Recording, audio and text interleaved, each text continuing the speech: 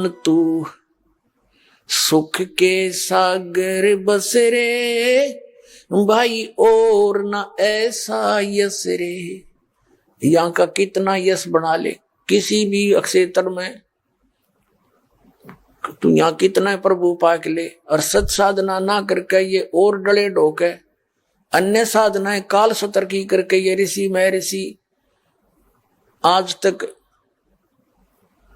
प्रभुता के पात्र और बड़े प्रभु नजर आते थे। जैसे एक अगस्त ऋषि ने एक सिद्धि प्राप्त कर ली, उसने उस सिद्धि के आधार से 7 समुद्रों को एक ही घूंट में ऐसे चुलू भर के पी लिया। सारे समुद्र खत्म हो गया, पानी नहीं रहा उसके अंदर एक घूंट भी। और फिर हाहाकार मच गई, सबने प्रार्थना की, उल्टा है उसमें कहते कुरला कर दिया, समुद्र भर गया, वो एज इट इज फॉल हो गया। अगस्त ऋषि की होगी प्रभुता, यस हो गया उसका। जड़ा देखो वहां जहां देखो वही अगस्त ऋषि ने ऐसा कर दिया, अगस्त ऋषि ऐसा कर दिया। आगे क्या बनेगा? अगस्त ऋषि इन सिद्धियों की से प्रभु बन गया, आगे गधे की योनि में जाएगा, क्योंकि वो सच साधना नहीं इसके पास।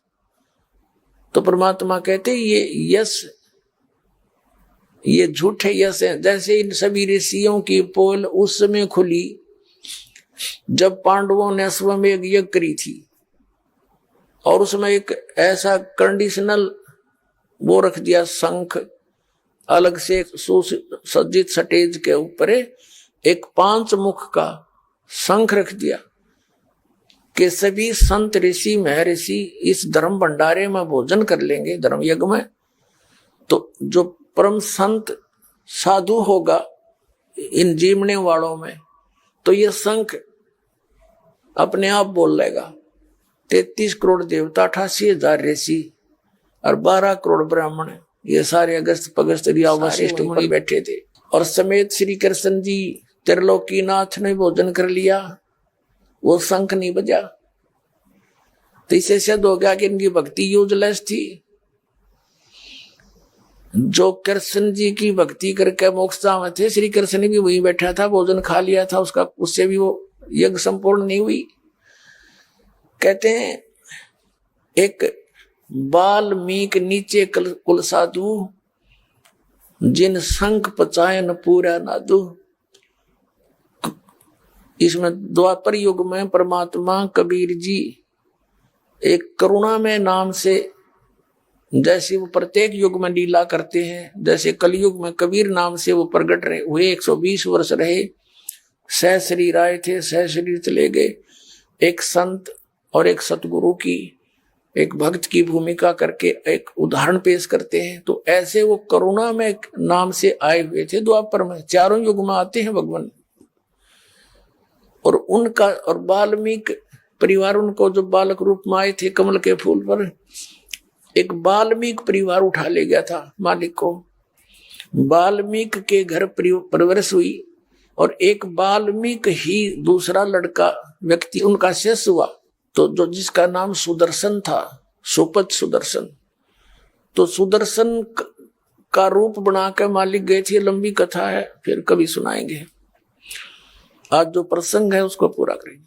तो सुदर्शन जो वाल्मीकि सुदर्शन जो था, परमात्मा कबीर जी यानी करुणा में जी का सत भक्ति का साधक था, मर्यादा में चलता था। जब वो वहां पहुंचे सुदर्शन रूप में, उन्होंने भोजन खाया। कहने का भाव यह है कि पहले तो द्रौपदी के मन में दोष आ गया था कि ये काहे का संत है, एक जंगली सा व्यक्ति, इससे क्या हमारा ये यज्ञ पूर्ण होगा, इस ऐसे मंडलेश्वर यहाँ बैठे हैं। फिर दूसरे उसने भोजन सुदर्शन जी के सामने अलग अलग खीर, खांड, पकौड़ी, कचौरी, नारी नारी, दही बड़े सारे बनाकर अलग अलग थाली में रखे। सुदर्शन जी ने क्या सोचा कि आज तक ये मन नारे नारे स्वाद करके बकवाद करेगा, कल फिर डिमांड करेगा मेरे से कि उसे फिर खाऊंगा।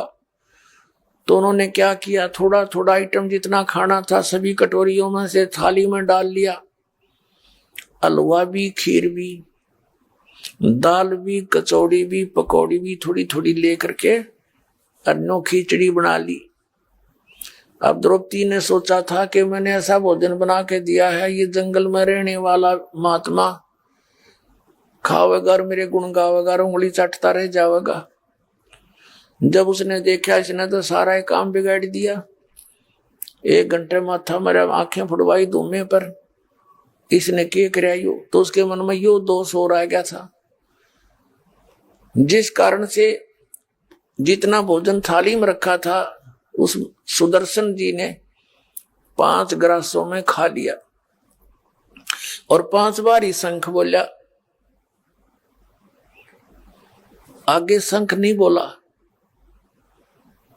तब युधिष्ठिर जी ने कहा कि भगवान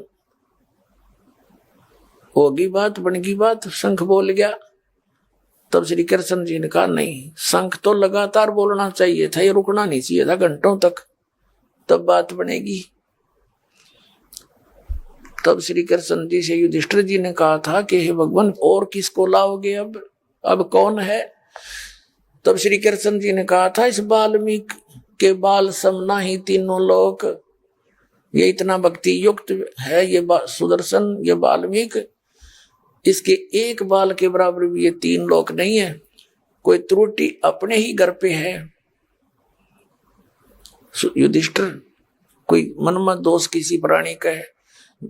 श्री कृष्ण जी को मालूम था कि द्रौपदी नाक से कोड़े थी जब वो रोटी खावा था। द्रौपदी बुलाई और पूछा बहन साची बताना, आपने क्या सोचा जब महापुरुष जी ने खाना खाया, इसके बिना जो यज्ञ पूर्ण नहीं हो सकता, और तूने के समझ रखा ये कोई छोटी बात ना समझे, क्योंकि वहां उस समय वो परमात्मा स्वयं विराजमान थे, पूर्ण ब्रह्म जो करुणा में नाम से प्रकट थे, कबीर जी सुदर्शन रूप में, और श्री कृष्ण को आभास हो रहा था कि ये आम व्यक्ति नहीं है। तब कह रहा था कि सुदर्शन कोई छोटी बात ना समझो इसको, क्योंकि आभास उसी को होता है जिसमें कोई अंदर वस्तु होती है आध्यात्मिक। श्री कृष्ण जी पुण्यकर्मी प्राणी थे, तभी तो 3 लोक के प्रभु बने हुए हैं, तो वही महसूस कर सके कि ये आम व्यक्ति नहीं है। बाकी जितने बैठे थे उसको तो मजाक कर ही रहे थे। अब ये कथा बतानी पड़ेगी इसलिए आवश्यक थी यहाँ पर। तो द्रौपदी ने कहा भगवान मेरे से गलती बन गई, मैंने बहुत गलत सोच लिया कि मैंने 1 घंटे तक धूमे में आंख फुड़वाई और नरे नरे आइटम बना के रखे कि महाराज जी प्रसन्न होंगे भोजन खा के, और इसने ऐसा काम कर दिया, सभी एक कर लिया। तो मुझे दुख हुआ इस बात का, और मन में ये दोष आ गया कि ये काहे का शंख बजाओगा, शूद्र का शूद्र ही रहा, इसने खान का भी ना पता, मनीषा बढ़िया भोजन दिया, इसने कदे खाया भी ना होगा, देखा भी ना होगा। तब श्री कृष्ण कहने लगे कि द्रौपदी यह भीतरी कमजोरी है, तने ये सोच लिया कि इस महापुरुष को मनीषा भोजन खिला दिया, ये तो तुम्हें खिला रहे भोजन, इसने तो एहसान कर दिया तेरे ऊपर, तेरे घर का टूक तोड़ लिया कि ये तेरा तो उद्धार करने आए थे, और तू क्या बकवास सोच बैठी। अपने आत्मा द्रौपदी बोली जी गलती बढ़ गई है कि माफी मांगे, और चरण धोकर पीस के सद समेत रेत के पैरों के देख पाप और इकट्ठा कर लिया। संत के बारे में ऐसी गलत सोच रखना भी पाप के भागी होते हैं। द्रौपदी लाई पात्र ठाकर को प्रांत तांसड़ा लेकर आई, लोटा पानी का, संत के चरण धोए, वापस लोटे में डाल लिया और आधा पी लिया द्रौपदी ने। जब श्री कृष्ण जी ने कहा कि आधा मुझे भी दे दे बहन, इसे महापुरुष का चरणामृत भागा करके मिलता है बड़े भाग्य वाले को। आधा श्री कृष्ण ने पिया। तब कहते वो शंख बजा था और पूरी पृथ्वी पर आवाज गई थी और सब वातावरण बदल गया था पूरी पृथ्वी का। सब वृक्षों पर बहार आ गई थी, फूल खिल गए थे। तब उनके वो 3 ताप कट्टे थे जो कबीर भगवान से, तुम कौन राम का जपते जापम ताते कटे ना तुम्हारे 3 तापम। तो वहां कहते हैं और ज्ञानो माया के पूता, ये जितने बैठे थे ये सर्व रिद्धि सिद्धि के पुजारी थे, जितने 33 करोड़ देवता 88,000 ऋषि 12 करोड़ ब्राह्मण। कहते हैं 12 कोट वेद के वक्ता और सुपच का शंख बजा रे। तो कहने का भाव यह कि ये परमात्मा जो कह रहे हैं कि मन तू सुख के सागर बस रे भाई, और ना ऐसा ही असरे। अब ये सुख के बने बैठे थे जो महात्मा, जैसे दुर्वासा जी ने सिद्धि प्राप्त कर रखी थी और सिद्धि प्राप्त करके प्रभु पा क्या पड़ा था। एक दिन अम्बरीश राजा के दरबार में जाकर सिद्धि प्रयोग कर दी। उस भगत के ऊपर उसकी सिद्धि काम ना करके उल्टा उसके ऊपर असर कर गई। तीनों लोक में धक्के खाता फिरे। अंत में सुदर्शन जी वहीं पर अम्बरीश राजा के चरणों में आकर उसने मत्था टेका, तब उसका छुटकारा हुआ। तो कहने का भाव ये है पुण्यात्माओं कि जब तक हम सत भक्ति नहीं करते तो ये महिमा यूजलेस है यहाँ की।